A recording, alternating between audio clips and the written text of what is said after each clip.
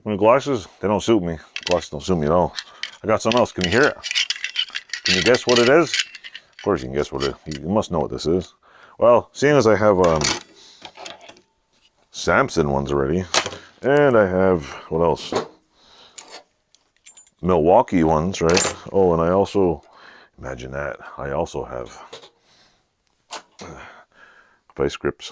I got some made in USA, vintage Craftsman ones. And somebody put their name in it, BKP. Craftsman made in USA. They're pretty cool, actually.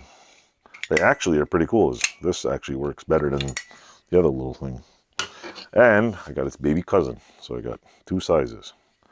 This is made in USA. It's from BKP too also. People, don't scratch your names in tools.